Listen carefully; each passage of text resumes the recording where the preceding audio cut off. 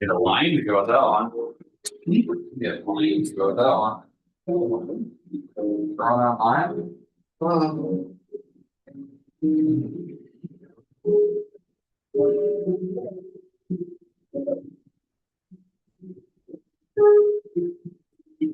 Alright.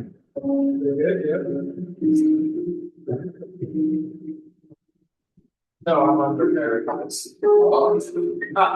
hoping to whoa.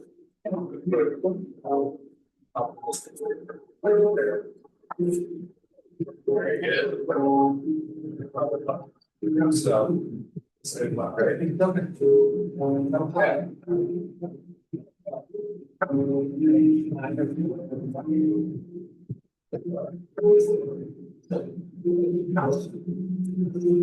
no, we'll find this.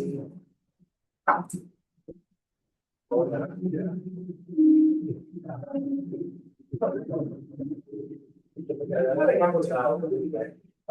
yeah. Oh, yeah, come on. Here.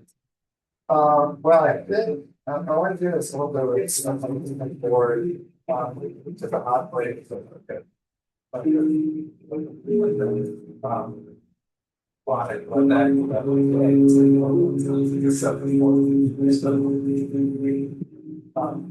I'll probably try to see. We'll check it out. Is it real? Yeah. It's not north. Yeah, Cape Park, they were something there. This is there, the side doors. Yeah, I was just on, yeah. Yep, yeah, that's one spot you could never park, so you block the fire exit. Oh. So you gotta park this either in the gravel or in the parking lot, but not there. So when you walk on the side doors, you get right in park, so. Which the fire department doesn't want me to do. So this door is. Looks like it's.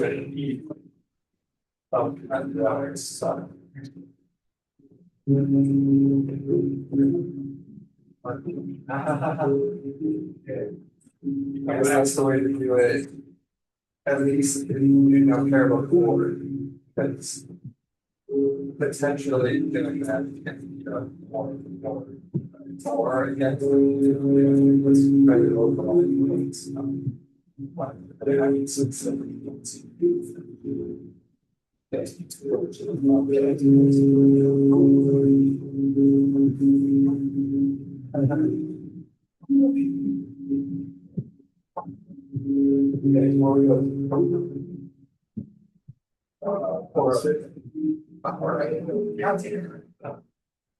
ran a bunch of errands. Working out that back for the second quarter. And statements to the back.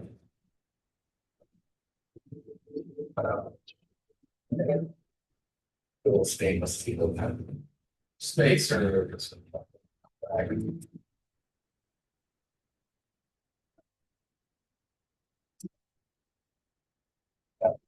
cross.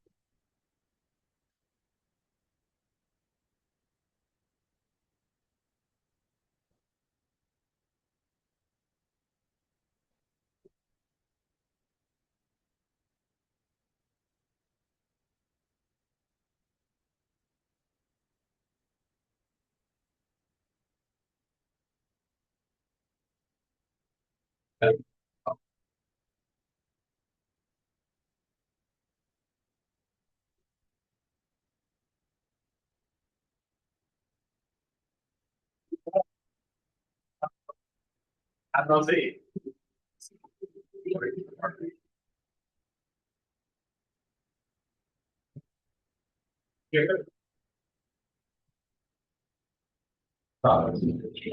Where'd you build it? Oh, yeah, I want to salvage some ports on these.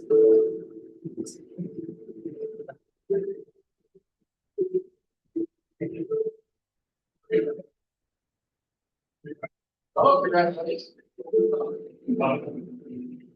Borax.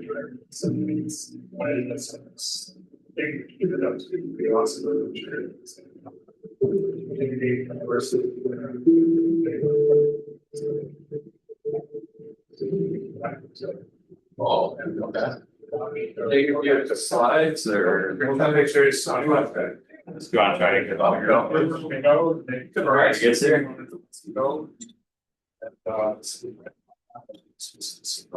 Yeah. As long as the computer's not involved. Okay. Well, that's all I'm worried about, you know. Yeah. Spots right there. Let's see if we get her. Yeah. So after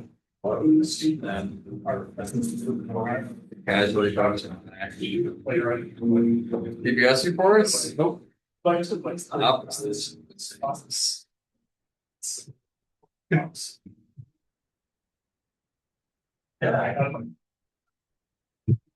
Interesting numbers. As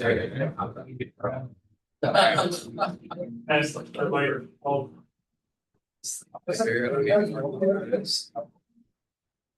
Yeah. Well, yeah, you gotta create some nice numbers. Yeah, it's like minimal cost. Yeah.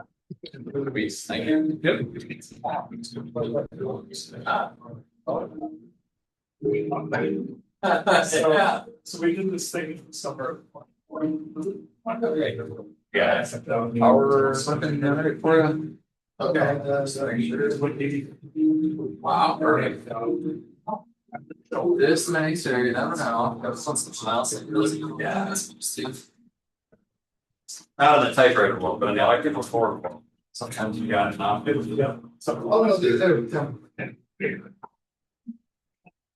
Wow.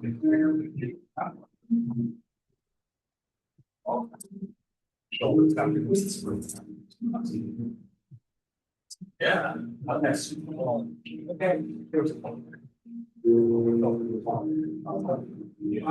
So that's awesome. Wedding. Because that's when the job was all for. Long lost romance. Yeah.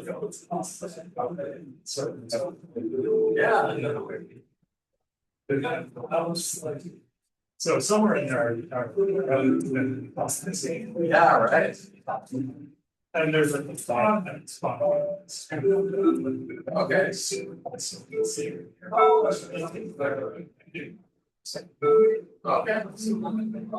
Okay. Yeah. That's not her. Yeah, like in some places, it's like, Yeah. there's a artist.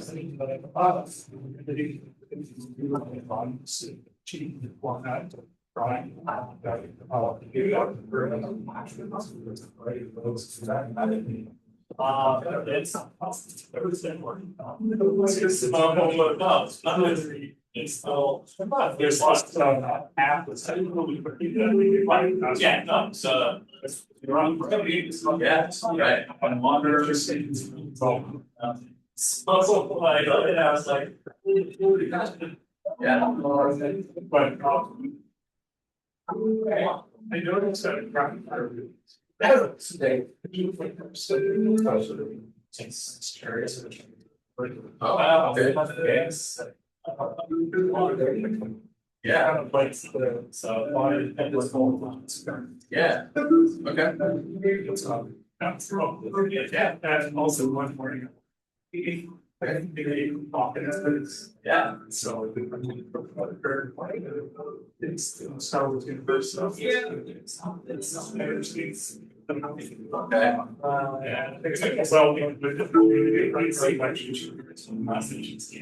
Yeah. See, I know they can't do those. Yeah. Yeah. So maybe. Oh, we, it's online. It's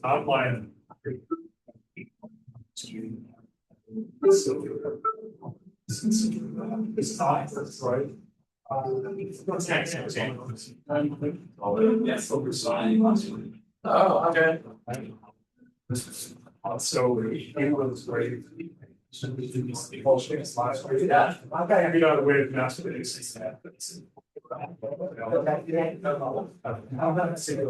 Yeah. Like. That's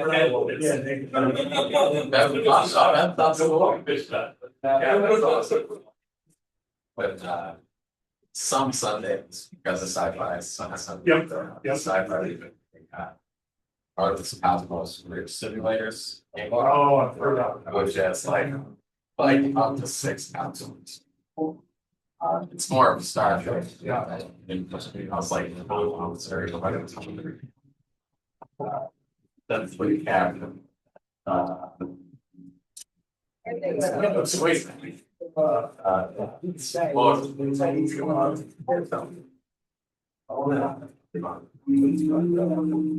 Yeah, how about that? Software, they're basically hard. You could have one bridge lights. So that first just did. It's like, oh, I wonder. Sounds very good. Yeah. They have all that. It's just that's what they use, like, and then software company, one of those, where they have a, or I think they go away, it's like you know. It's good. Yeah, so we've been doing that, so we're just kind of still kicking the time. Yeah, exactly. Like, see, actually, just getting this again. You won't click on only, man. That last one. Well, yeah. One of the activities. It's. Oh. Yeah, like this. Yeah. But guiding, oh, that's so stuff. Yeah, the parts would be during the day. Right. And they're like, no, you don't get it. Yeah. It isn't going to be. Yeah. What?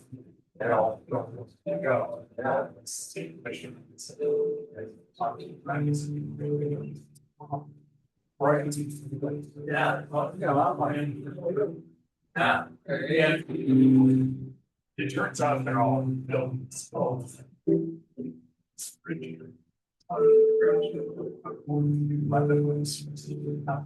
Yeah, okay, so.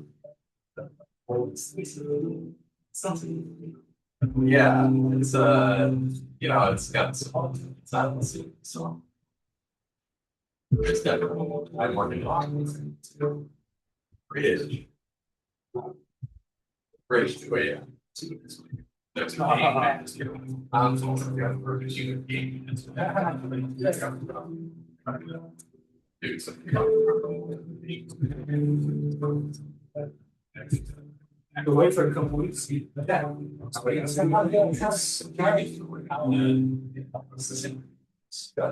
yes, agreed. Yes, yeah. It's just that's very slightly outside. So it's voluntary sharing snaps. Six. Thanks for the snacks. That happens. So it's the goal, right? Yeah. None of that. It's pretty cool.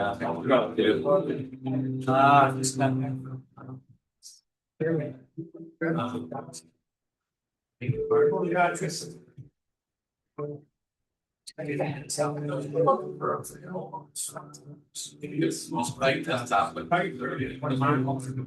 They're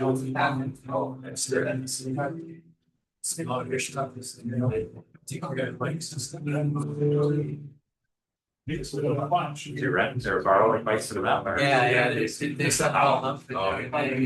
We did the levels. Okay, sure. I didn't know. Yeah, yeah. That was really good. Yeah, they kind of spoiled that stuff. Sure, yeah, so The next now we're not totally done. $20 to get your table. a lot.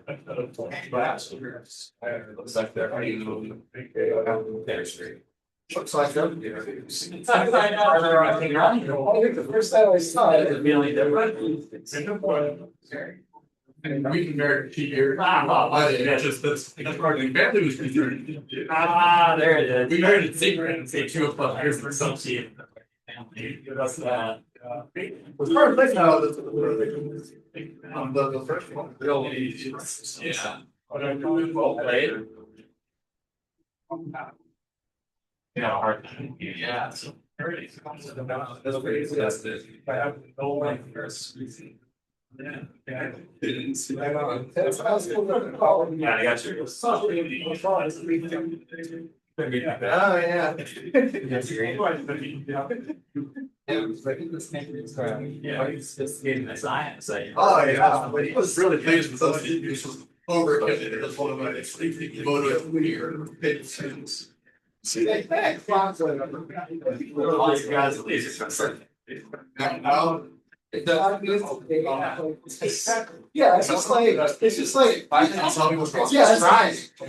yeah. It's not. But it's like, Great. no, you put me to sleep. Yeah, just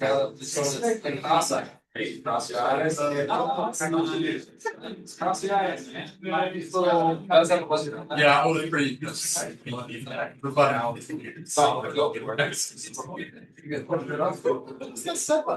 Yeah, I saw your Borax. It's interesting. Yeah, there's just that's fascinating because of very fun. They need a very local laser to Borax and it's starting out darken. So. All right, let's check it out. Yeah, and that's the thing is, Yes, it's 10% of this team. This crazy. So See, here's the yes, we'll play undivided. Oh, yeah, I only have a 12 by 20 inch workspace. No,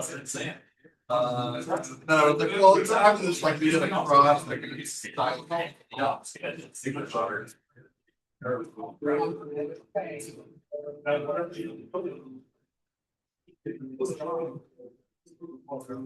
Oh, yeah, of course.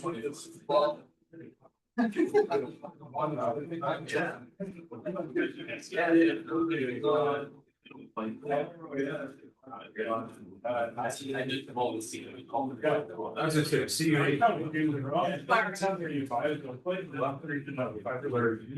Yeah. Okay. No,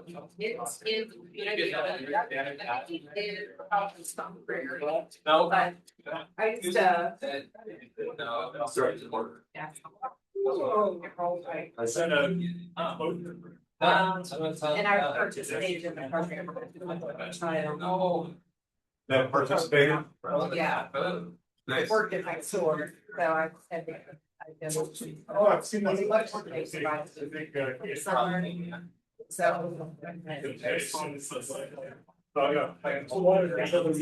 So. Pictures, it's like, it's not, these are other things, like, I would say, I'm As far as. You wanna make a sure spot? A digital positive change. Okay. So, cause I like Valve or. a digital. Physical, it's a metal, that's all. Yeah. Yeah. Well, could just be a radio, I don't have these chances there. But when I started looking at the radio, it's gotta be, it's gotta be, this guy's take off here. And then I was, okay, that's a different project, like, I'll pick a radio. There's one of the spots. So if I, Yeah, that's That's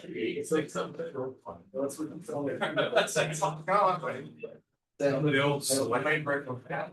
I like this. I remember the one that had a block. I like yeah, when it's all there for some. All right. I thought about that. But like, I mean, we could do better now, it's like, really think about, say, like, standing. Yeah. Right, well, it's just getting the weather from. And you just turn it off. Yeah. And it's slide, it's go on. And I think. I don't think it has. The radio. No, sorry, we know which is. So like. And was just which like, you know, I'm thinking thrift. If I Okay. don't got a good radio, I need to. And Like micro. it turns out that we did don't know So, but I but want to make sure I get this right. it's definitely good enough. Good point. Gets rid of. Here, so, and so when it was running, you know, it's fine, but suddenly we're not here. Time. I don't know. I mean, that's a good point, I guess. I don't have to think that, but That maybe I still need to know it, so I not go to my sure computer and sign up for something, so it's kind of. are actually. But I don't have that, you know. It's just, they don't touch my phone, they don't touch something else. But it all had to do with. So. Like, you better start these functions. I've learned that. And then you, you know, when the other part of the. Right, that's A dog watch other station that goes next to the. I used to come down here a lot. I just really like the right.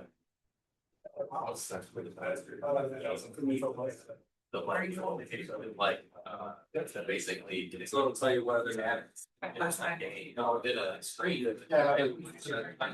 Let's just be telling Any screen, but then there was very subtle. Yeah. See, what's the, he's not on screen. Yeah, so the screen was replicable. Yes, the idea is for those. Oh, yeah.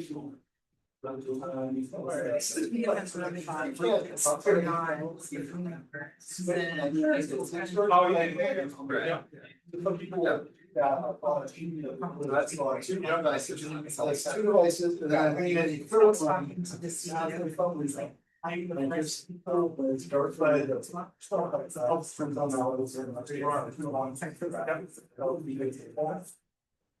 It's like, we want to match the other. So it was like, so, the modern outfit is much is actually like color camera. So, you version Was one. it, as I was gonna be an old guy, this is such good, guys. Like, really simple, like, You don't have to. like, maybe you do like. Yeah. No, wow. I am. Yeah. But everyone's up, it's really good. Yeah. It's so, like one of the, I had a, Because I've heard of it. it was a, it was that I spent for, run around to stay on. That was basically what. That is my third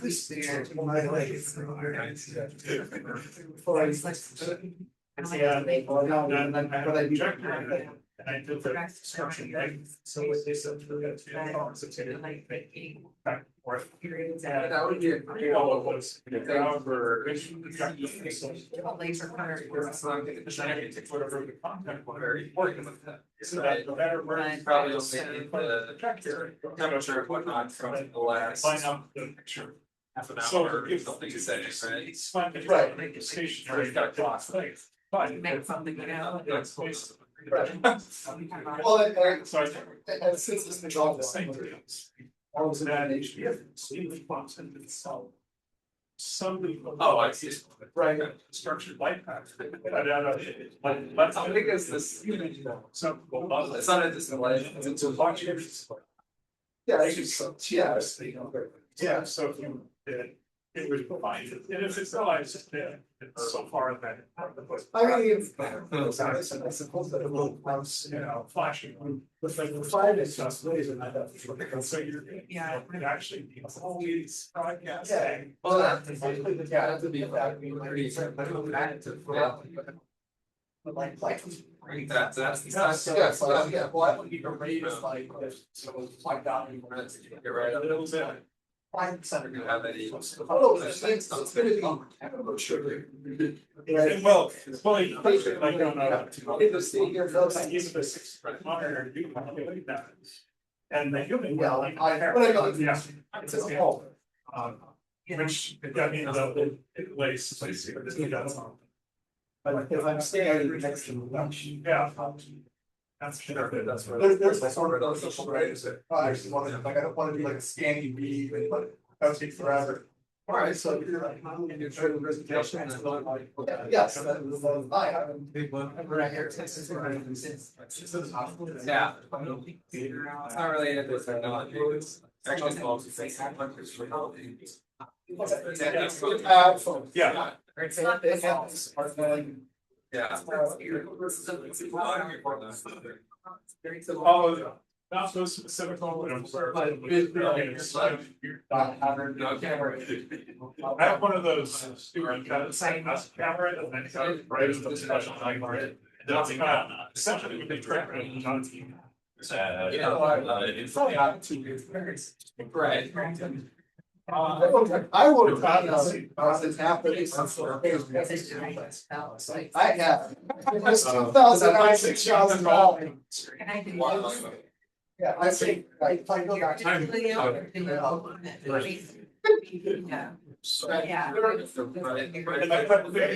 There was not more. Bring 60 amps over.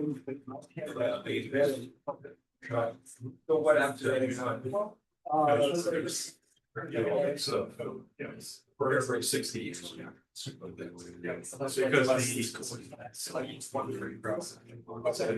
like spread out, just pick a draw and do it. There's a lot of extensions. Did you get your no, wait, Let's put the gas. touch light. Information.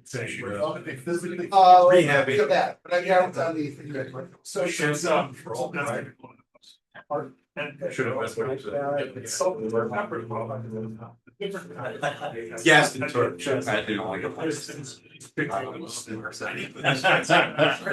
side is the shoe? We should take her, you know, And I thought. It's got 3 minutes, probably knows that. It's sounding like 22. I want Jimmy and I want. I just want to be able to. So I wanted to move it on. That's what I don't have time. Like a personal hair to Yes, that's super. That's the game limit as well. Yeah,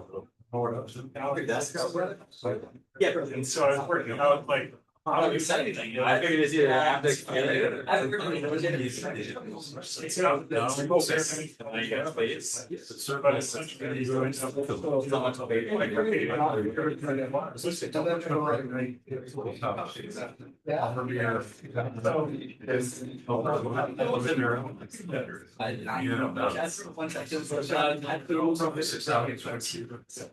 Yeah, it was one of those things. Kill. Literally killed. I mean, there's. Yeah, the closing piece, so it's. Right. Like they did have. Yeah, to be off like. Wow. Yeah.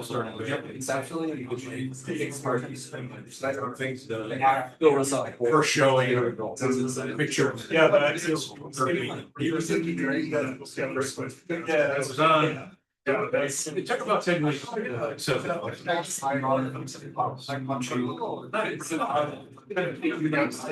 It was 4 minutes. Yeah. Oh,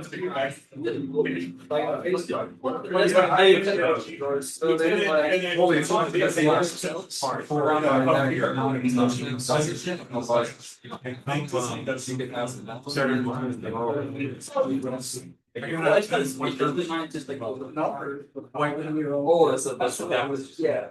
So you get Anyway, you were. Yeah. Part of. That's easy. Oh, Scott, thank you. Yeah. So. Got the way. Oh, it's not just. Oh, we're I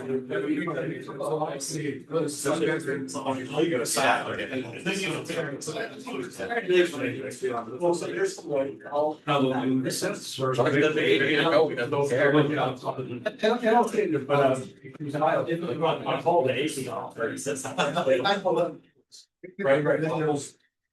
We just, it was shown also. You know, which one of the agreement is, I don't think it's like. First thing, here's when you fix it. I do really. Yeah, but it was because it hadn't been working for all. Yeah, but.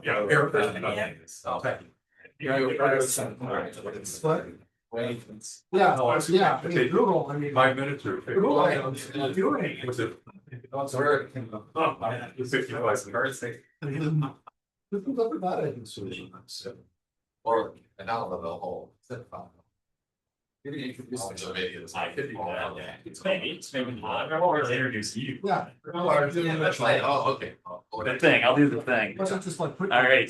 Hello, everybody. If you've never been here, welcome to Sector 67. We do these monthly show and tell kind of meetings. And I think we got 4 people presenting tonight. So, and then after the meeting, we'll go around and can say who we are, what you're interested in, or why you're here. And then if you'd like a tour, you can meet back that away shortly thereafter. So without further ado, Mr. Jakob here is gonna give a talk about fixing his door in his apartment building. I'm sure in compliance with the landlord standards, right?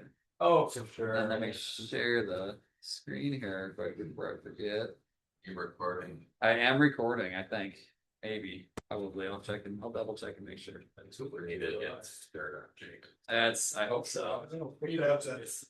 All right, so incorrect things so far. One, it's a repair. No, this is not a repair. This is a modification. It's a custom modification here. So this is my apartment, and it's got this weird like barn style sliding door in it. They converted a warehouse, so they were like, we're gonna keep it warehousey and kind of, you know, minimalist and stuff like that. So anyway, there's this big barn door. And it slides on this rail along the top. And there is a little outlet on the wall near the bottom. And that outlet, the rail here goes just about to the end of the wall, and so does the outlet. So the result of this is that if you swing the door to the end and you got something plugged in, it's gonna just hit the plug and who knows what. It'll probably, you know, the plug will probably survive, but like it's gonna probably be bent. Which didn't happen, but you know, I said at some point this is probably going to happen, right? So I figured I wanted to solve that problem. So the arrows will work. Yeah. Well, so okay, so first here's a close-up of how they constructed it. Of course, there is like a stop for the door, so the thing doesn't run off the end. And that's just like a little L-shaped piece of metal. And that's bolted onto the rail, and the bolt goes through into the wall. So that bolt is supporting the rail, I believe, and it's also holding that little stop piece on, so that the thing that's the door carrier or whatever will run into it, and the door will stop. And I've started to take that bolt out to remove that stop piece. So I brought some of this stuff in. And talk to Chris about what it would make sense to do. I think my initial idea was to fabricate like a new L-shaped piece that's longer so that the door doesn't travel as far. But I ended up, it's simpler to just make an extension for it and mount the original one on the extension. And the extension runs back so that you've got whatever amount less of travel that you need. And so for that, we got this random piece of scrap metal from some bin. We didn't really need anything too specific for this. It's just something that's, you know, can hold up to the door hitting it, which is not much as far as steel is concerned. And then the plan for this was we're going to, like I said, we're going to mount this L piece back on it. And so there's this hole here, which is big enough for that big bolt to go through. And so the bolt's going to, oh no, I got this confused. Okay, this piece is not going on that hole. This hole is on the far end of the rail, and then the bolt goes through the extension plate and then the rail and then back into the wall. So the extension plate is held on to the rail. On the other side, we have that L piece mounted. And we cut this hole, I think it was drilled for this machine screw here. But crucially, we have the plate running right along the rail. So we don't have clearance for like a nut or a bolt head on one side of this. So we had to countersink the hole for this so that the head of the bolt sits in it and the back side of the plate is flush. So it's not like bending out away from the rail. And some hardware to attach that L piece to the extension. Then I also put it through the sandblaster to clean it up because there was random paint on this piece. And I got to use the iron worker for this. We had to, I think the piece was just about right, but I think we trimmed it a little bit with the iron worker, just chopped off a bit of it. So I cleaned it up and I think I put some primer on it just for good measure. And then this is with it installed. So it's not super obvious that I did it, which is probably good. Yeah, that's it. So I haven't done a lot of metal fabrication here, and I think part of the reason I'm presenting is that I'm interested in getting into more of that. So this is kind of a good, fairly basic fabrication project. And so we used, like, for example, the countersink bits in the machine shop that I had used before to get that angle in the hole so that the fastener will sit well back from the surface. And I think I hadn't used the drill press until I did this either. So anyway, that's it. What's that? You gotta solve with the neighbors. No, I think I got better stuff to do. Yeah, Sean. So it sounds like the intention was that you didn't want to, you want to reverse this. Like you could have easily just taken that angle and bolt and drill a hole and moved it over it. Oh, sure. Yeah. So this is like, because this way, if you ever needed to put it back on. Yes, I want it to be reversible, yeah. And it is, except with the possible limitation, I think I scratched up the rail a little bit in installing this, but yeah, I'm not sure it actually occurred to me to drill a new hole for the stop, which is kind of weird because that seems like kind of the most, maybe the most obvious thing to do, but I guess you would need a bolt then because you couldn't use the mounting bolt. But yeah, reversible is good.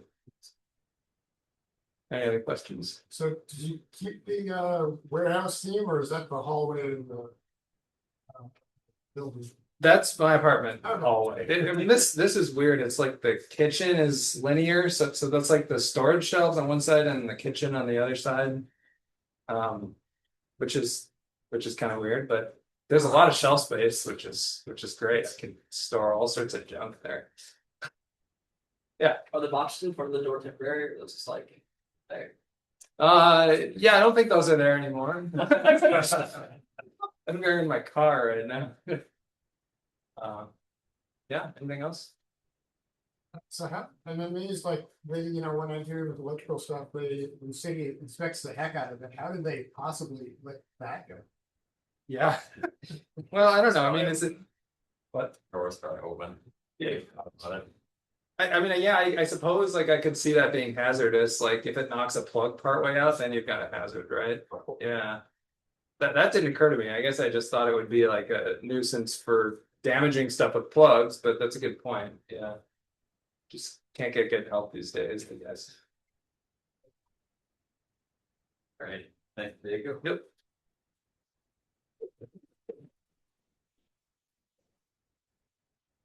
Yeah, Mark, you guys up next? Okay, right. Well, you gotta come up too. I got the slides up here ready. So. Okay, you're.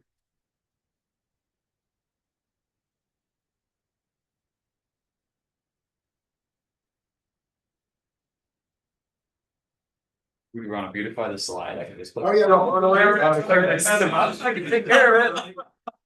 I click that button so I have 3 uses of it, and then it's like I can't do anything to join 2 uses of the Nice. I was so tempted to push that just because it was. Yeah, that's great to do. Alright, say it over. Okay, so yeah, we're here to talk about the repair cafe that happened last Saturday. A lot of you were here for it, and some of you maybe weren't. And so yeah, thanks to everybody who was here and made it all happen. I think Scott was the person that everything started with and made this. I think it wouldn't happen without Scott getting it started. So some of us helped. I did like only a couple things, but somehow my name got on the list here. Jacob and David did a lot, and Chris, of course. There's a bunch of photos from Matt in here, also from Chris. And so yeah, it was a pretty cool thing. Yeah. If you don't know about repair cafes, it's this movement of basically community building around repair, where volunteer repairs find a space and people who broke stuff bring that stuff in and they try to fix it together. So it's community building and resilience around this idea of sharing repair skills. And it's happening all over, and it's happening more and more in the Madison area as well. So we had our event, and I think you get more into that. Yeah, there's been others around. This is the most successful one, most highly attended event. So yeah, then goals here, kind of lots of great things, right? Reduce waste and build connections. And what Scott already said, you get the idea. But what was different about this one? Well, we have obviously more capabilities here. There are 3D printing, welding, both of which were used. There was some pretty cool stuff. At least one thing got welded back together with Chris. I know there's a really cool story about the trash can that Jim 3D printed a part for, designed and 3D printed a part for, and put it in, and it was a couple hours, by the time we got done, but it got done. So 3D printed a button to the sewing force were very amazed. Nice. You can materialize a button on demand. Was Yeah, so there's repair cafes typically are like Sun Prairie does an awesome event, but it's at the Sun Prairie Library, so people are bringing their own tools, and you bring your own kind of spare parts that you think you might need. And so I think there's this really interesting intersection of hack spaces, maker spaces, and repair cafe events where it was just very natural to have it here, and we could do a lot more because of the facility and the community around the facility. Both contributed to this great event where we had a lot of success fixing stuff. Some of the stuff at a library type repair cafe would be like, oh yeah, no, just so it was great in that way. Yeah, sure. And didn't put any restriction on what you could bring or how many, which other places typically do, and that all kind of worked out. We had Scott came up with this mentor-mentee model of like, if you want to learn how to fix stuff, you can pair up with somebody who knows how to fix stuff. I didn't get any feedback on that one, on how that worked, but I think it did work. Yeah, it ended up being, I think, slightly less formal than what we had initially anticipated, and the part of the idea with these events, the repair cafes, is that right to repair is gaining traction back, gaining and losing traction. And right to repair is great, but if you don't have ability to repair, right to repair doesn't do you any good. And so we put out in our call, you don't have to be an expert repairer to volunteer for this event. If you just want to learn how to repair, we'll pair you with a mentor and you can learn some skills. And so I know there were definitely, Anthony, you worked really closely with a couple of folks that came in that were interested in learning, and I got feedback from them that they just loved that. Learned a lot, and so I think that did happen. I think next event, if we do this, there'll be a little more formality around pairing and making sure that happens a little bit better. It was first time we've ever done here, so some things were chaotic, sure. And that was one that was like, we thought it might be ad hoc, and it was ad hoc, and maybe a little more structure would be good, but this idea of if you want to learn repair skills, really the way to do that is by just fixing a whole bunch of stuff. You can't really go to a class and sort of learn how to fix things in general. You need to just work your way through fixing a whole bunch of different things and see that, and then eventually you start to do that. So So we did achieve that. That was good, I think, and we want to do more. Yeah. It's good. We also had the take apart table, as far as I know, unique to this one. And I think that was pretty successful. People got stuff apart. We'll have to wait for Davy's numbers on he always gives really good, data or eventually recycled pieces. Yeah, and a lot of people, the place was, space was all full of people and noise and things happening. Yeah, we've got a little bit of numbers coming up on that. Yeah, there's a bunch of pre-work that happened here. And networking that Scott and others did with iFixit and RepairCafe.org. Yeah, and Mark's saying my name a lot. It's really a group effort to organize. One of the critical things is the publicity that's on this slide. Jacob's webpage, that was the thing, right? That's the key right there. The nexus of activity. What we found at the other repair events that we have gone to as volunteers in the community is that typically there's actually a good number of volunteer repair people willing to, it turns out like, hey, my idea of a good time is like fix other people's broken stuff, and there's other people that are like that too. And they will you can reach those people quite readily. But the people you don't necessarily reach very well are people with broken stuff that are willing to bring it in on a Saturday afternoon or whatever and sit with somebody who like this. So we really pressed hard at our event. We didn't want the volunteer repair people to be sitting around. So we reached out. We had an outreach tracker with probably 40 things on it, working to get our event posted and meet with people, connect networks, outreach. Chris actually spent money on Facebook. I mean, this is unprecedented territory here. It's $13.94. Thank you very much. And towing the line of Madison subreddit, responsible posting to try to get the word out. And it was really nerve-wracking because even morning of, I was like, we could have 10 people come. No, it was a kind of rainy day or whatever. We just had people had said, that they're coming on Facebook. That doesn't really mean anything. So it's kind of nerve-wracking, I think, for future events is something that also will still continue to be a challenge of reaching the people. Like we're trying to actually affect sort of a cultural change hyper locally that people, because not only do you have to be willing the day of to come in, you have to have something break, you have to save it, and then you have to remember, I've got this broken thing, I'm going to go take it in and get it fixed. So we're working to sort of, and I think we will, we did volunteered at an event for a Hong campaign, and one of the folks that does kind of marketing for them gave us sort of belatedly a marketing campaign to not just publicize the event, but to grow awareness of the event, of events like this. So I think we will be in the future working to do more informing. We didn't really have great video content to explain to people what happens at these events. Thanks to Matt, we've got a lot of that now.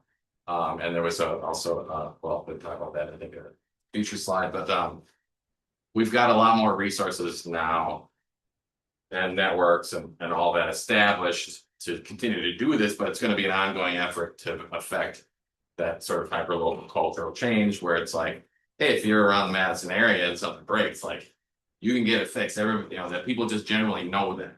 It's not just our event. There's, I don't know, probably half a dozen events this year, more than that, maybe 10 events this year in Dane County. And so these are happening and, are generally great and fun and serve a really good purpose. So let's try to affect that. So that's a bigger goal, but we had a great first start in that our initial event and outreach that we did resulted in a very well-attended event by people with books. Yeah, definitely. And, build up momentum and like get that culture changing. Easier. People know this. So here's some numbers on how did people find out about this event. So we had a form, an intake form that asked them to write that down. And I took the 88 or so forms, and after we figured out how to get them scanned through the sheet fed scanner, then I just asked Claude to put all the data together for me, and I didn't have to actually. So with a grain of salt, yeah. Really Plot. We're back, we got happily presented Dave. Right, yeah. I did actually look through them afterwards and said, wow, okay, good job, but it's within, at least within 10% of willing to say. So yeah, apparently, I mean, how you exactly interpret like, well, social media, was that Facebook or was that Reddit? We don't know. But Facebook apparently did reach a lot of people, and yeah, a lot of other channels helped out too. So all that work that went into publicizing it, Yeah, it wasn't like one thing was the magic bullet, it definitely was a lot of things that went together. I was amazed how well Claude did on just reading all the random like handwritten forms and like making sense out of the form to begin with. Yeah, that's the thing. But anyway, it was good. Oh yeah, and there's a documentary apparently in progress. Yeah, so one of the things that Jake wanted for outreach was to talk to the Madison Sustainability Committee, and one of the members on there with her husband and with a partner, they make documentary films. And so they were interested enough in what we presented to say, hey, can we come to your event? We're thinking about making a documentary film on right repair or repair cafes. Can we make can we come to your event and get some kind of B-roll film to just sort of get things started? And so they came in, they were filming all day long, and there were all sorts of very interesting things to film, which was cool. And so, yeah, it might be 6 months, or it might be a year, or it might be never, but we're sort of at the genesis of this potential documentary film in some form about this movement. So that was cool. Cool. So, all right, yeah, more data on the Facebook results. If you can make sense out of that, apparently people saw that, and Not the youth, but Yeah. people. and yeah, 6 cents was left on the table. Cool. And then, so this is a sample item for them. This was the trash can, which I mentioned before. And so yeah, this is what the stuff looked like, the information that we had coming in. And this is the statistics we got out of it, again with assistance from Claude and a little bit of human review. This is also working the categories that were on this form, which were okay, but it turned out, that we got a little better idea now what stuff actually shows up.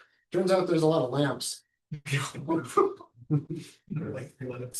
the Macintosh on there? Usual items. Oh, yeah, the Macintosh, yeah, that probably landed in computer electronics, I guess, yeah. Yeah, there was also a base amp that came in, but the form for that vanished, so I had to manually enter that one. I know that was here. But yeah, a lot of electronics and a lot of sewing. The textiles people turned out a lot of stuff. Yeah, which was pretty cool. Yeah, and interestingly, there's a lot of looking through the stories that Matt collected. A lot of people have bringing these things that they have a connection to, like this lamp, especially lamps. Even 2 of the lamps were like, this one was my grandmother's, or it was my deceased wife's, or things like that. So that's maybe a special reason to three people to get something fixed or fix it, then toss it and replace it. So they cry too, because it's a repair. So tape deck that was broken, and then so he fixed the tape deck and then played the tape of his grandfather, or what was the tape She used to listen to it in the shop with grandpa. yeah. So Fix the tape deck with a hair tie. Well, the best part was this. I fixed it with a rubber band. The rubber band needed work. Turned on. She cried. I was like, "Hey, before I put this back together, you can get the right size rubber band." So she went to the hardware store and got a whole variety pack of beer. Had one size here.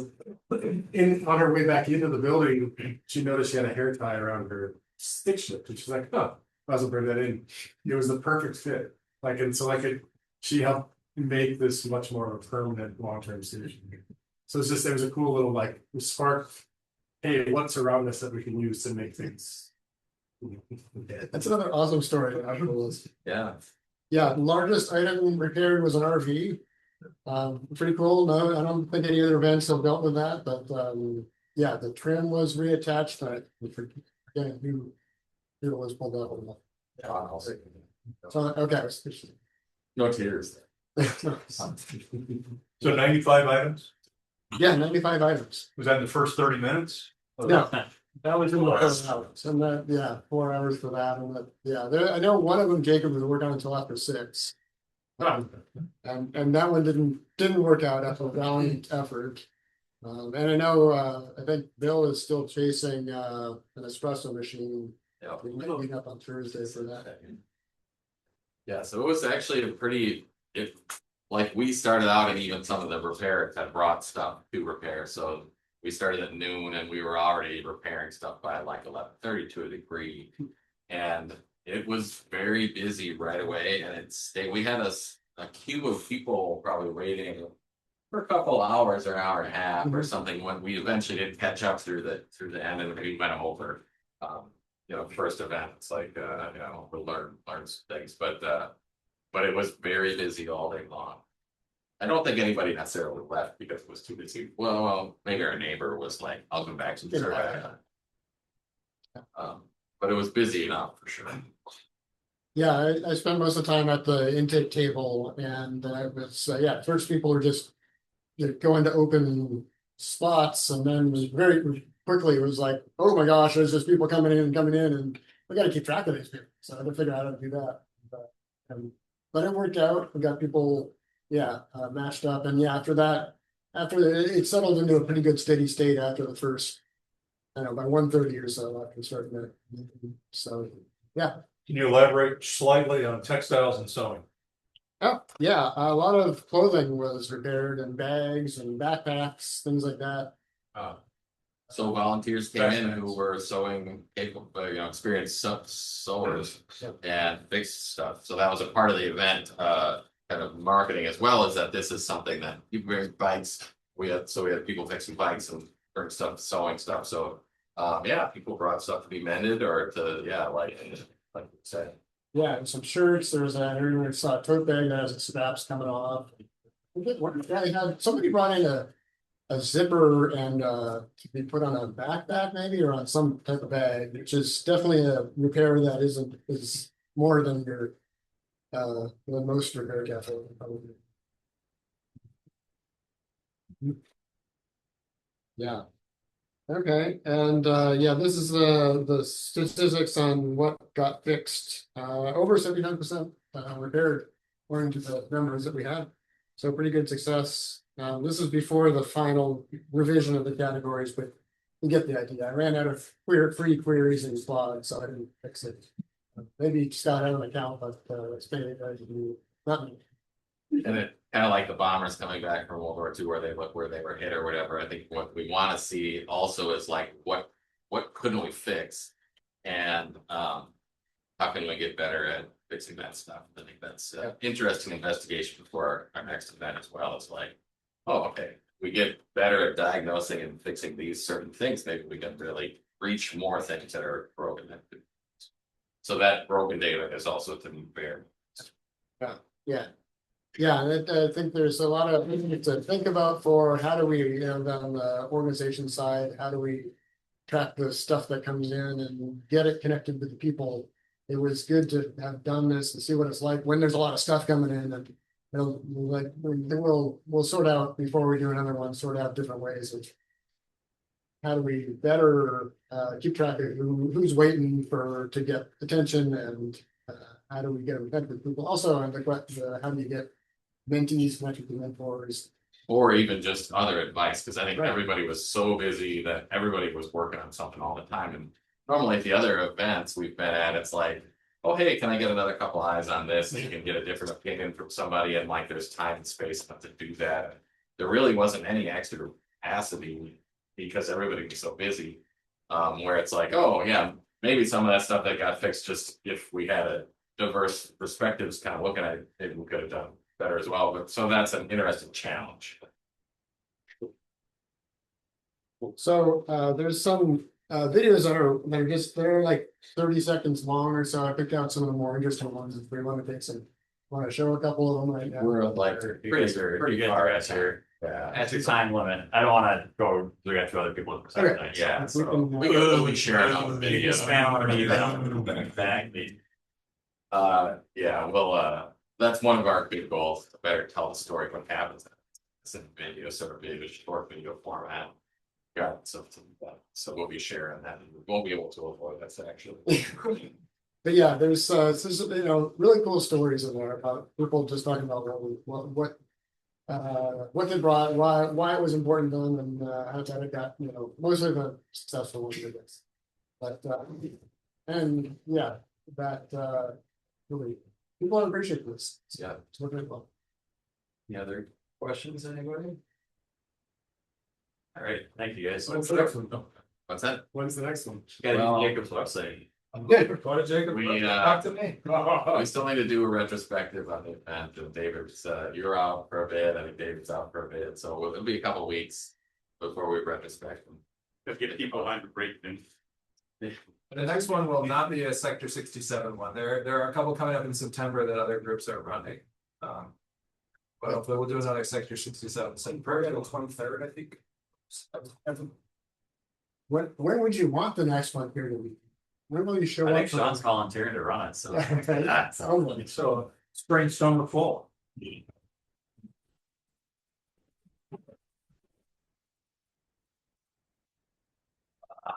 Typewriters or weddings, what are we doing next? Weddings so we can finish with the time. Weddings, alright, weddings it is.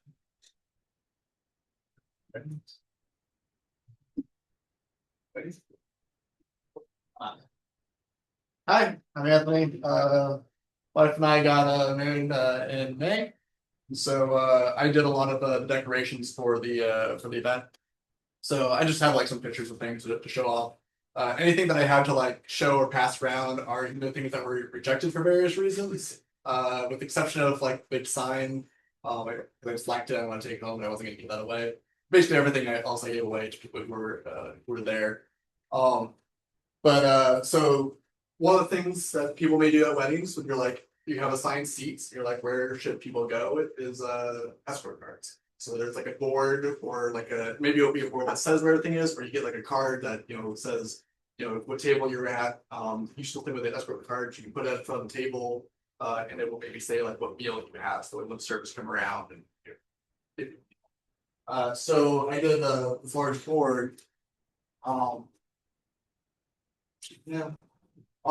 And so this is actually done with laser burning. I actually specifically burn borax powder on it. So doing an actual burn with a CO2 laser, you can burn wood and you get a lot of color shades and whatnot. It's also really slow. Like trying to get toast enough without burning, shade. So instead, this is literally take like borax powder, you dissolve it in water, and spray it on. Then you can do really high speed passing, really low power. And all you're really burning is the borax powder. And then you seal it in with some sort of sealant, with kind of powder you have to be like sort of fragile. And I'll start passing around the cards. These are also done on the laser. And then as you can see, I had them hung up in here, so I just had like twine that goes around, and then it's across the board. And then, as you can see, as people took the cards off the board, reveals the artwork. People didn't actually know that there's an artwork behind it, so as they're taking off all the cards, they did that. What else do I got? Oh yeah, you're right. You probably want me to be able to speak. Just follow me around. All the stuff if you want to see it closer, but Hobbit style sign put with the event. I don't have it in here anymore because I gave it away. But I also did a small 3D print of the that we just had like on a table outside. I really like disc golf, so I found a cool model for disc golf. And then using a 1500 nozzle, actually made custom discs for it. That's what the event was. Again, another thing that people would take with them, some things to take with. So first off at each table, so there were 10 tables. I did 5 themes, duplicated twice. I don't think I have samples for everything that I did, but the basically the core thing on each table was each one had some sort of votive lamp of some sort. So my favorite is probably the dice tower. It's definitely by far the most complicated. It's just a little slot to like the votives inside. I'll leave this up here to see. It actually is a real dice tower. You can throw dice, they will come out, they will scramble. And then all the others are something similar to this. This is one of my test pieces. This is just done in MDF, and I did expand it to make it a little bit taller. But basically it means we're all here with like little T-votive lights in there. And I have this little puzzle. So the puzzle was kind of fun. I actually centered around the cardboard test piece. So this is again done with Borax. With yeah, so it will put some dust on your hand because there's no protection on it. So just to show you, like, it is a fragile. So I have that, and then I also made a Google card where it's like just a very photo album for everybody. And people assembled the puzzle, which was fun. I just did this. I think this was just on an MDF. Just a simple little puzzle. I think it's what is that, 30 pieces or whatever. My wife told me it was far too difficult, but both people solved it pretty fast. So I don't know. I think it was fine. I did some for some of the where we've been tables. I did some maps. So I have an example of the San Antonio map. See if you can figure out what's wrong with this one. This is one of my Ajax. It looks quite nice, but there's something critically wrong with it. And then I had a couple of these photos. Got that. So then I had like these photos where I had two of the major states that mean something to us. Yeah. And then for my table, you can't really see it as well, unfortunately. And again, I don't have the originals. I have the files, and at some point I may recreate these. And then I'll go with my finger. But on the right side of this one, it's actually a circuit board that I've actually designed. If some of you have actually seen my presentations on my D&D tabletop tracker, it's actually that circuit board expanded out, but I used it as like for a shadow for a votive.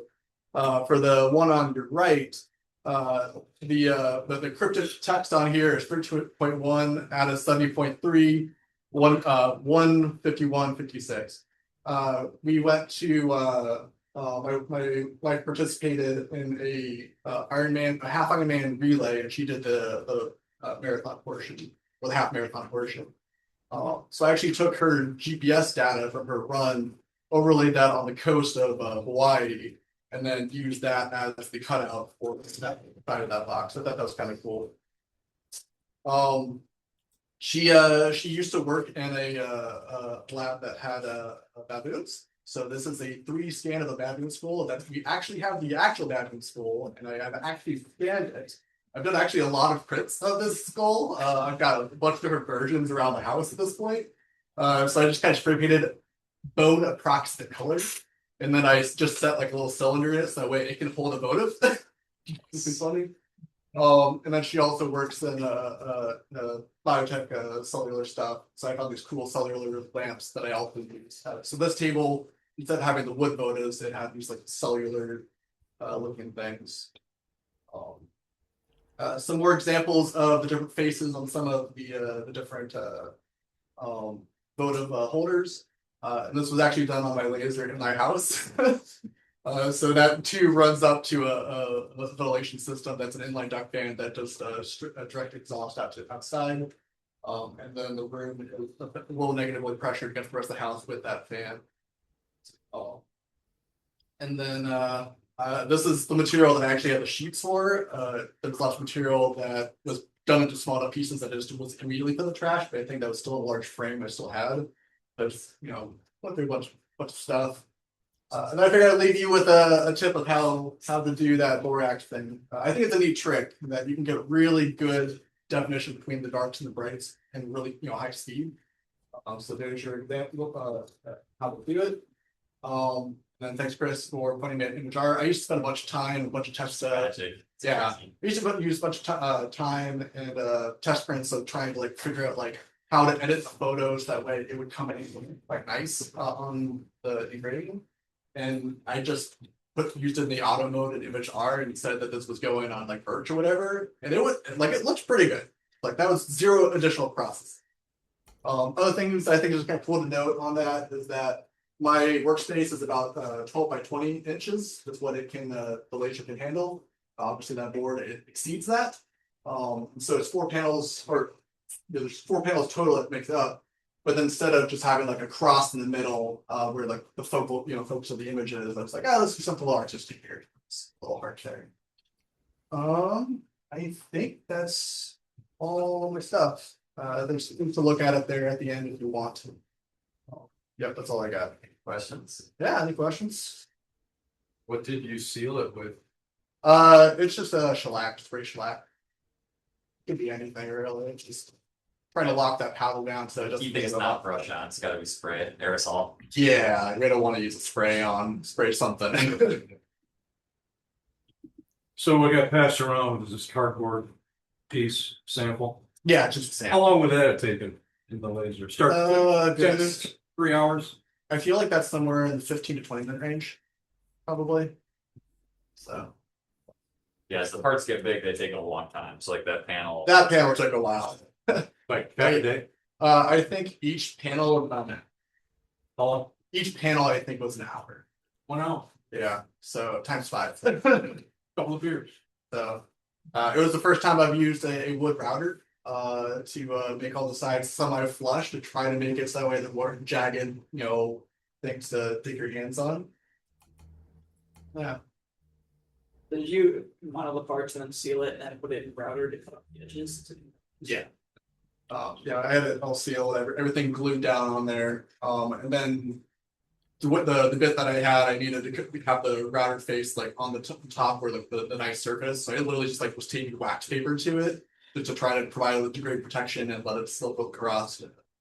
Try to cut. If you look at it closely, you see there's a bunch of dig-ins where I screwed up because I've never used a router before. I didn't have a lot of time to practice. By that point, it was like a couple days away from the wedding. It was like, I need this done now. So you had like road network cutouts for Madison and San Antonio, right? Yeah. What was like the software pipeline up to the cutting tab for those? Well, in general, I bought those. Let's purchase everything. Oh, okay. Yeah, so I think I spent like $5 for one, $10 for the other. And they give it as a couple layers. That way you align the layers and you can be like, I want this to be like a burn. So some of like the San Antonio one, I don't remember if the Madison one has it, but all the minor roads are actually just like burned in there. And then for all like the major roadways, those are what are actually cut out. As well as bodies of water are a layer to cut out. So really just planning. I did everything in Lightburn. Lightburn is pretty awesome if you haven't used it. It's kind of like the go-to software for lasers. So did they send the finished product to you, or was it like, or did you make? Oh, yeah, I lasered it. I did the manufacture. I just purchased the files. Yeah, yes. Yeah, that was an hour's. So after I glued it and then came back like 15 minutes later, I realized my error is about an hour's worth of laser time. So I'm just like, ah. And the problem is that with the laser, it's one of those things that's really hard to leave unattended. One, it could catch fire. That is an issue. The other thing is like the laser head is like really close to the surface of the wood. So as you're cutting pieces out, if they like fall through like partially, kind of weird, then they'll be sticking out, and then as the head comes back, it could strike. It doesn't know that it skipped steps, so all of a sudden, like it's an inch away from where it thinks it's supposed to be cutting, you will lose the entire part. So literally, if, like when I'm saying like an hour per panel, not like that's Anthony sitting hanging out near the laser, making sure that I don't hear a weird noise, or I'm just like watching YouTube like on my phone, but like I want to be near the laser stuff and strike something, or like with the cutouts that I can immediately pause it and try to save it. Really, I don't want to never strike. If I never strike, I'm screwed. But if I see like a piece sticking out, I'll hit the pause button, open the thing, pull those pieces out, close it, and start button again.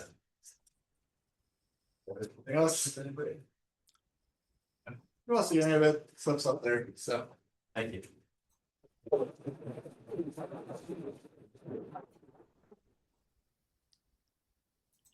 Got it. Swap slides.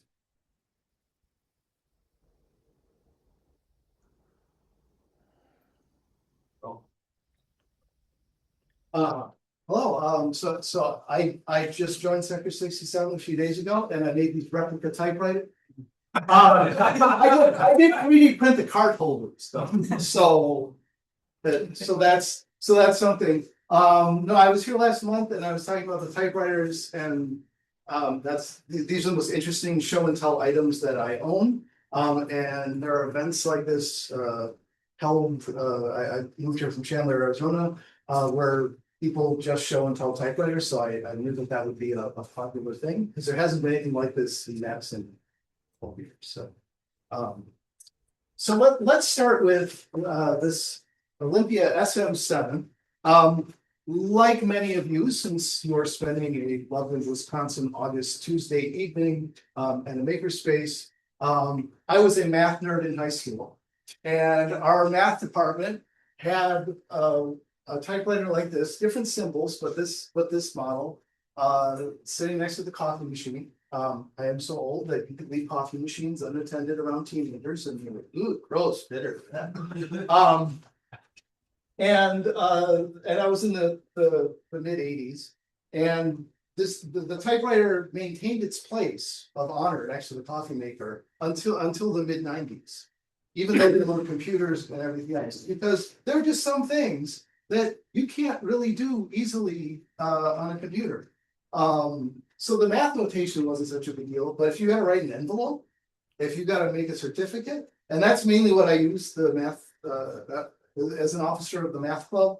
I typed a lot of certificates on the Olympia. I didn't type a lot of math symbols, but I did use it for that. So I just thought this was the coolest thing. So when one became available, I obviously kind of got one. You might find it interesting that here's a typewriter used for mathematics, and it does not have a 1, and it does not have a 0. So the number 1 you type with a lowercase l. We'll not do that trick. And the 0 is an uppercase O. The missing 1 was very common on typewriters up until about the time this one was made. The missing 0 is a pain though, because you have to shift, and all the numbers you don't shift for. So that's kind of unacceptable on a lot of typewriters. But for real math, you don't really use it. And then this typewriter has a lot of set notation symbols. It came from Omaha, Nebraska, and Omaha, Nebraska in 1962 was like the hotbed of new math, where we were going to teach elementary math starting from set theory. That was the idea. So it is entirely possible. I don't know the story of this, but it's entirely possible that this is the result of grant funding as part of an educational initiative. And one thing I love about the history of typewriters is it shows that nothing is new. With technology, everything has happened before. This shows some crossouts that I made and some mistakes. This is actually clean. This is a clean copy typed on this typewriter. And I'll explain what I said, but I'll pass this around. If you want to solve it, take a picture with your phone. Please don't mark up my copy, but that was something we did for another event. Typed without errors. Even though I was going to photocopy it and I could use digital editing. Back in the day, if you were going to make something for duplication, like in high school, it was either going to be a ditto copy, which means you type and then the back of it gets this purple waxy stuff, and then it gets a solvent on it, and then it goes to the paper. The paper was very cheap, so it was a lot cheaper than photocopiers. Or it was a stencil, and you had to cut the stencil. So these typewriters have a setting where the ribbon doesn't pop up. It just, the type slug cuts the paper directly. And you had to do it without mistakes, pretty much, because correcting mistakes involved razor blades and glue, and it took forever for it to dry. So if you were a professional typist back in those days, you had to do all of your stuff without making any mistakes. And in the case of stencils, you couldn't see what you were doing. And the video original would make maybe 100 copies max.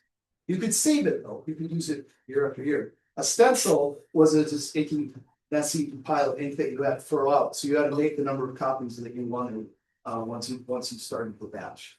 So just you know, and I'm sure the University of Wisconsin-Madison had many technical typists working in the math department whose job was to make the professors look good and deal with all of that. So the computer industry did not invent the fear of missing out, and your kids need a typewriter in order to be successful in school and in life, you know.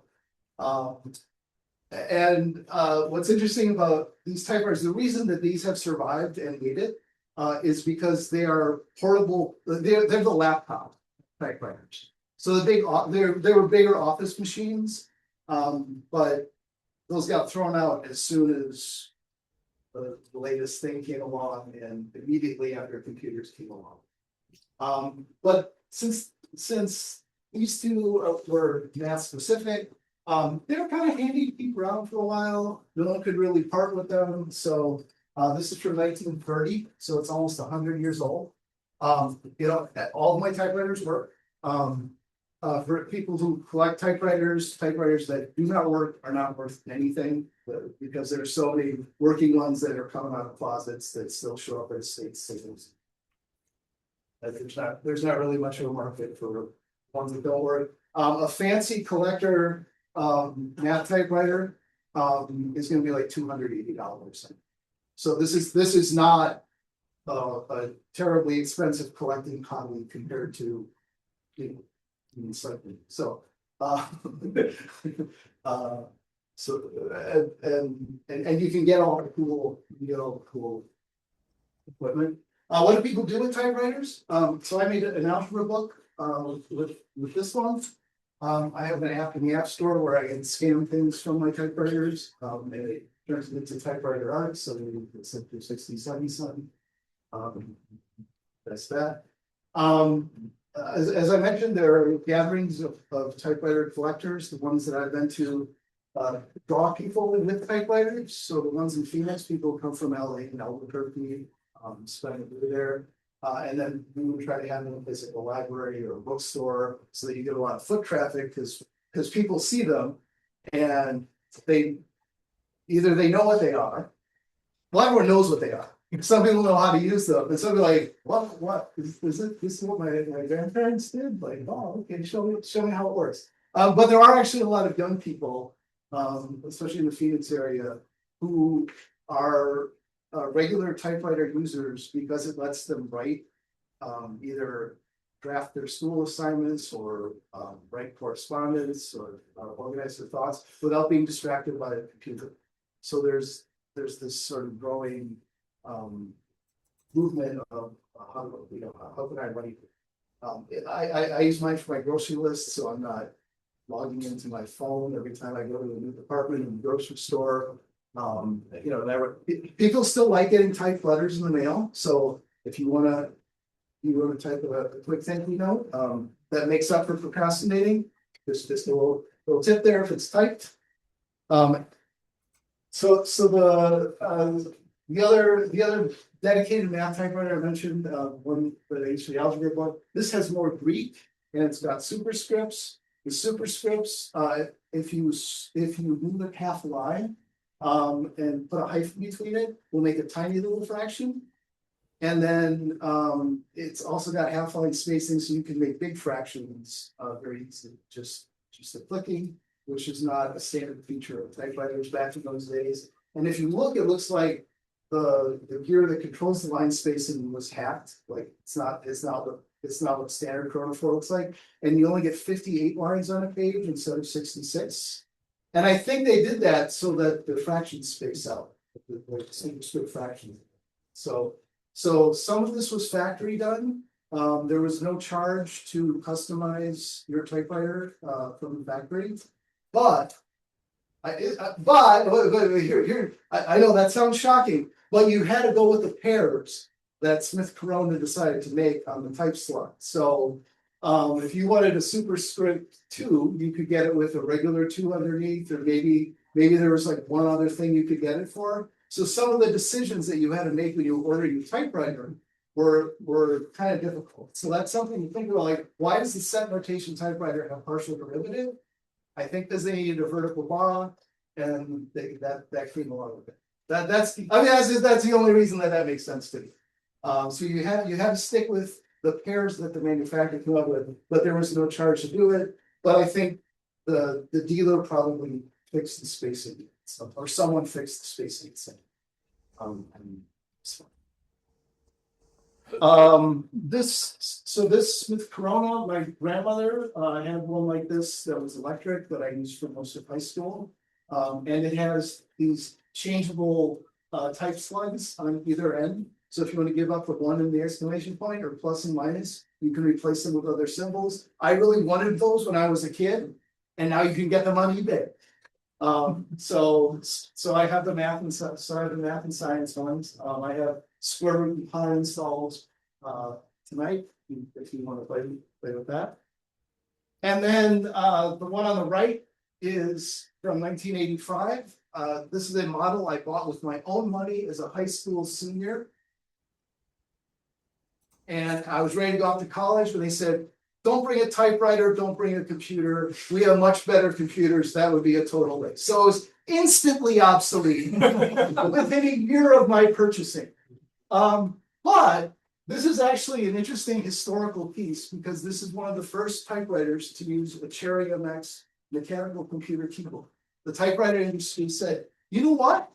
We don't know how to make computer keyboards. That is not what we've been making for the last 100 years. Maybe we should just use the standard kind of thing that all the other computer manufacturers use. So, and because it's got this neon 80s green thing and it's got all sorts of symbols all around the keycaps, gamers, there's like, you can get replica sets of this for modern keyboards because gamers think the Royal Alpha 610 keyboard is like the coolest 80s keyboard that ever existed. And my keyboard that I use on my computer at home, this is a Frankenstein of 2 of these that were destroyed in shipping from eBay.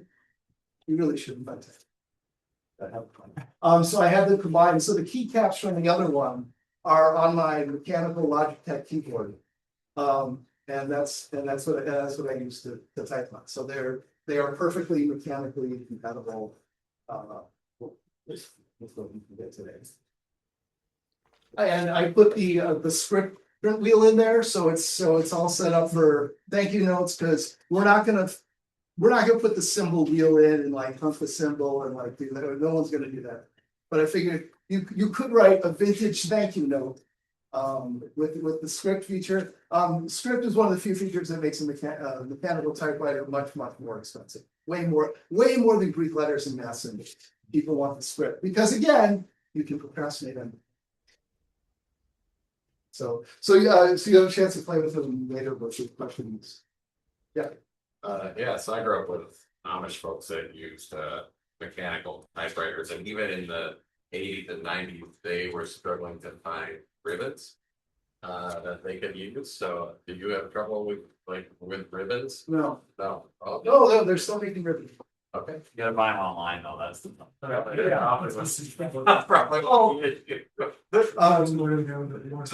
If you can find a typewriter shop, they do sell them. Okay. But we don't have one in Madison. I think there might be one in Milwaukee. I think it was maybe Olympia. One of them had, I think, set and clear inks. Oh yeah, What do those do? that's tabs.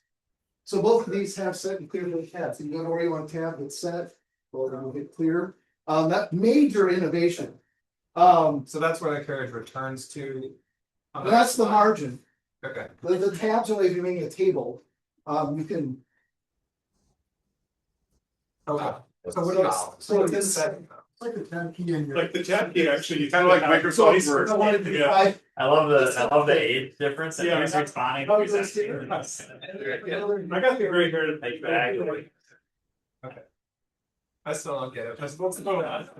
I'll figure it out later. It's a feature in Microsoft Word.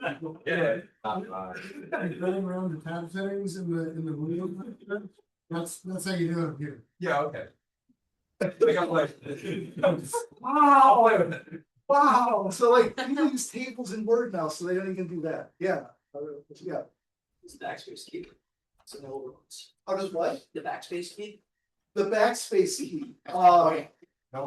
So these all have mechanical backspace that you can also move it.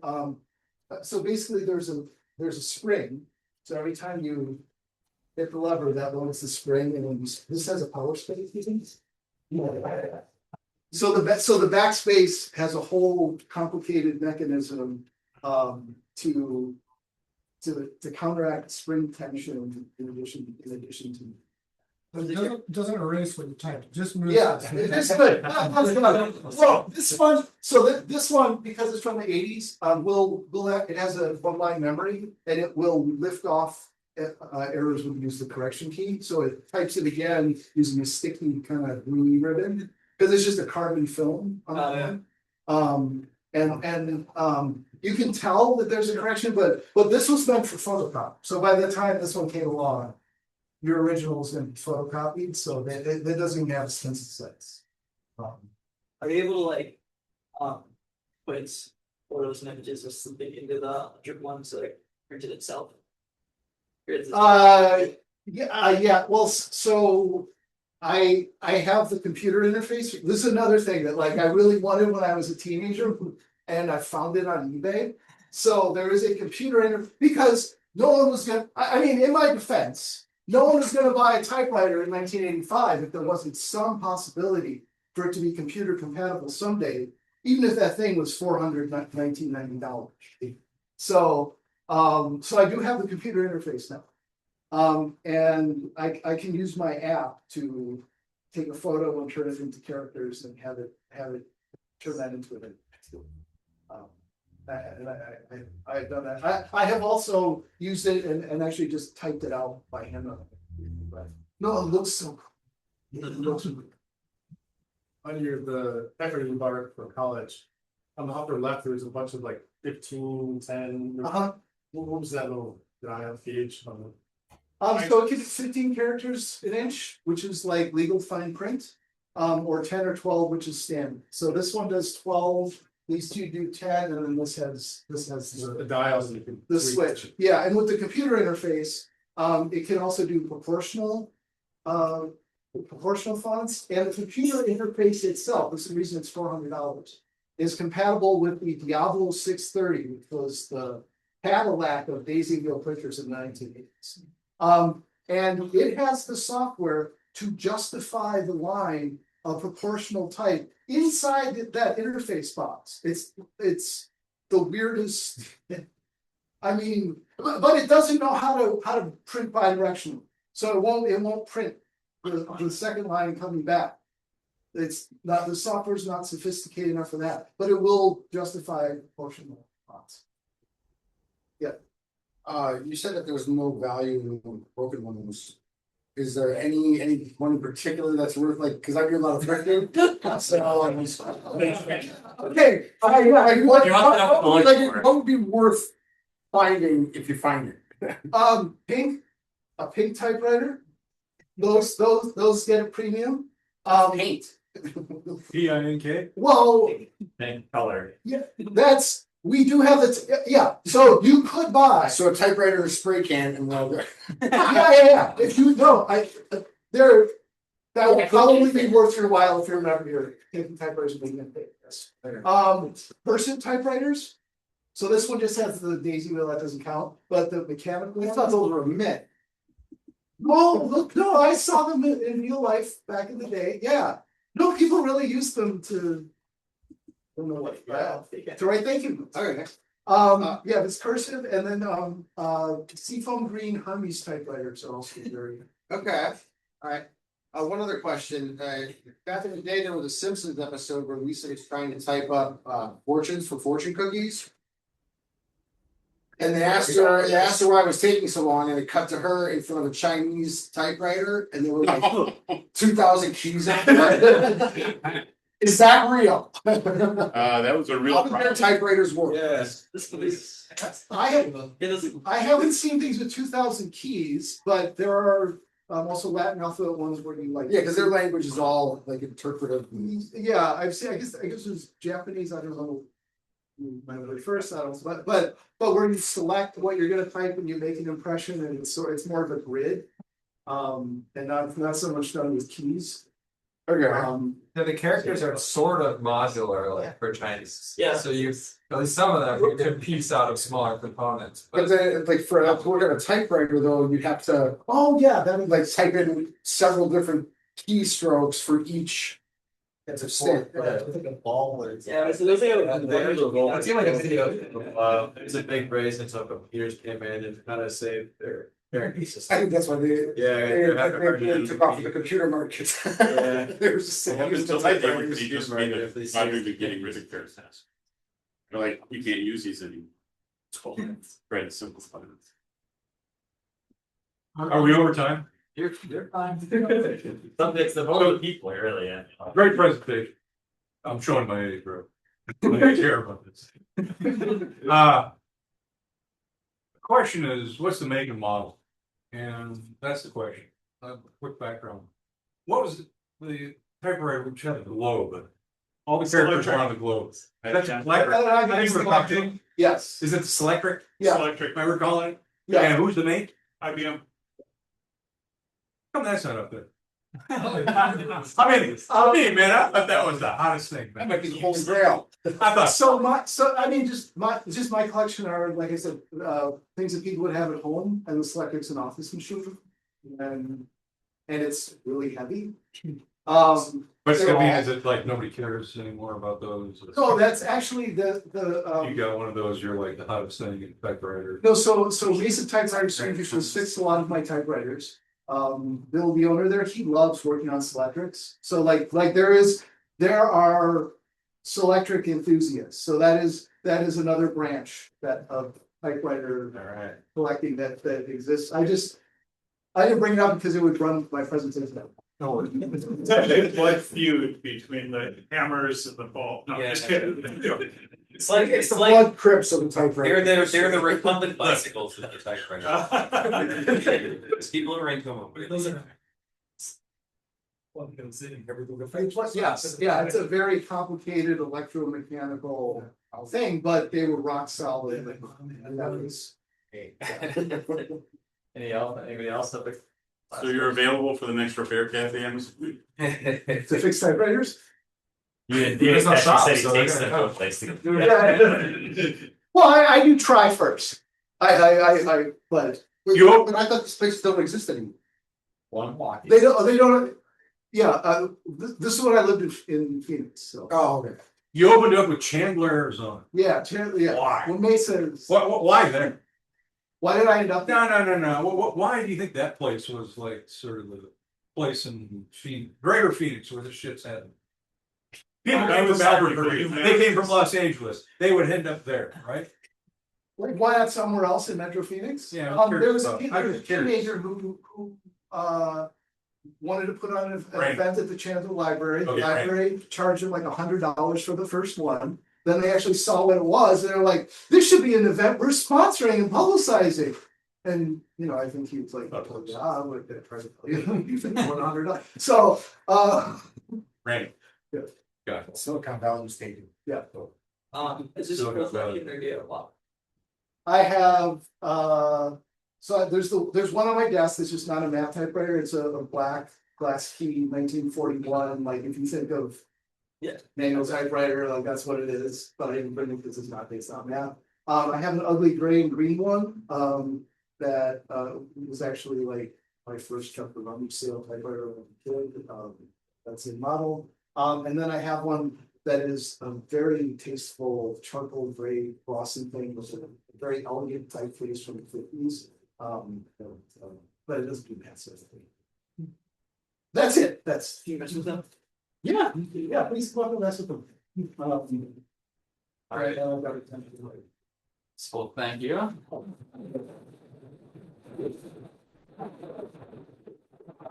As far as I know, it's the end of the presentation. So yeah, you can come up afterwards and check out the typewriters and don't break them. Be nice. And then if anybody's interested in a tour, we can meet by the toolboxes, and then go around the room. You can say who we are, what you're here for, or interested in, or whatever. So Jacob, go for it. All right, I'm Jacob. I'm a member.